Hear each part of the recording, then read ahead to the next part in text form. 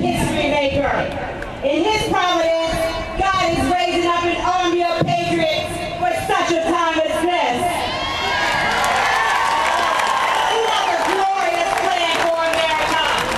And though we have fallen far from our calling and our nation is in deep trouble, he has not given up on us yet. And we should not give up fighting for our liberty. John Hancock said, resistance to tyranny becomes the Christian and social duty of each citizen. Continue steadfast and with a proper sense of your dependence on God, nobly defend those rights which heaven gave, and no man ought to take from us. Well, I'm a candidate for Columbus City Council. I have decided that my way of resisting tyranny is to run the tyrants out of office. And that's what I intend to do. I am not a politician. I am a stay-at-home mom. I am an American patriot, and I am a constitutionalist. And though I have learned to live within my means, which is more than I can say for our government. The city of Columbus wants to raise the income tax 25% on hard-working citizens.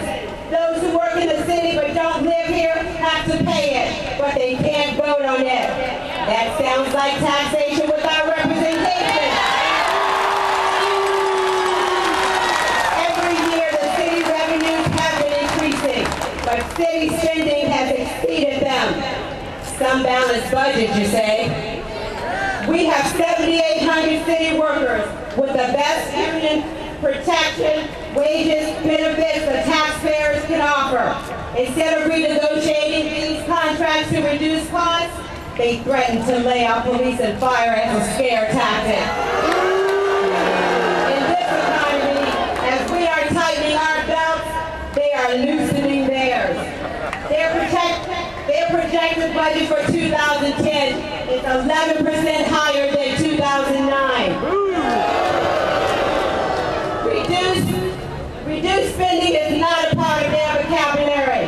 In the past few months, over 200 measures before City Council, most of which involve spending our money. Not one no vote has been cast by City Council. Talk about a rubber stamp. They rush these measures through under emergency declaration without permitting public input or debate, and not one of them have the courage to just say no. All the talk is about raising more revenue. One suggestion is putting traffic surveillance cameras around the city. How many of you think that's a great idea?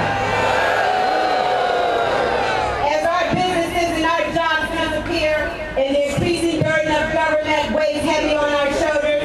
Are we beginning to understand the warning of our founders that the power to tax is the power to destroy?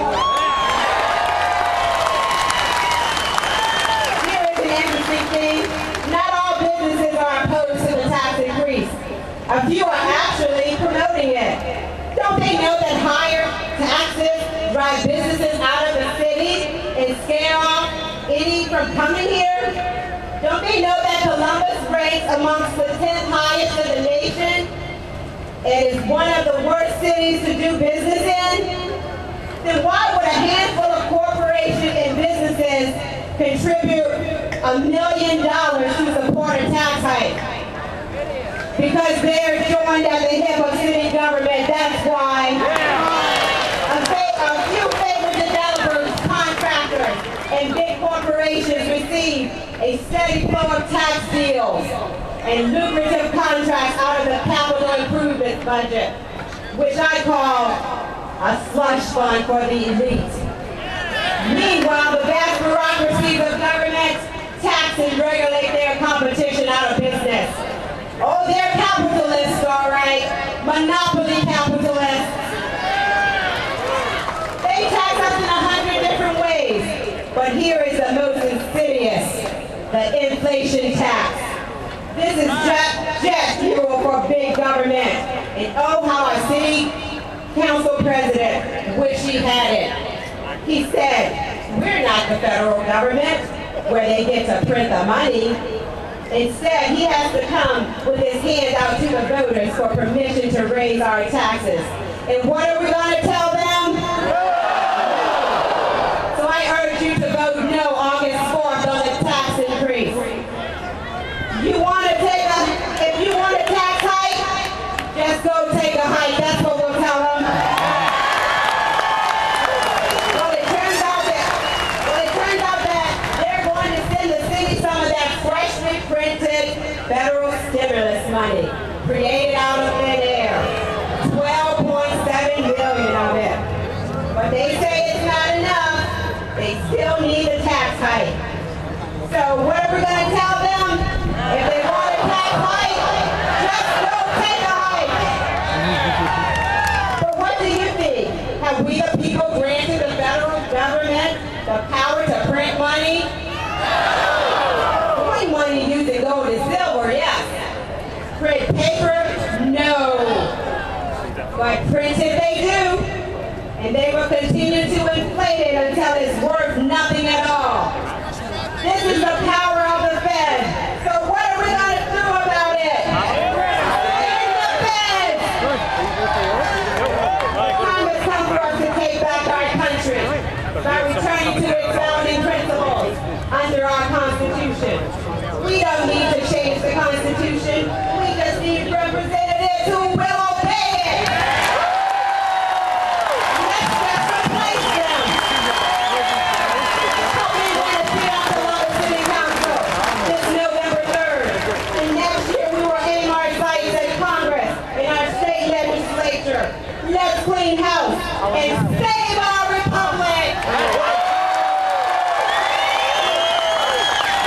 People from every race, congregation across the face of this earth have come to this land yearning to breathe free in search of that liberty which our forefathers labored, fought, and sacrificed so much for. Their vision was to make the United States of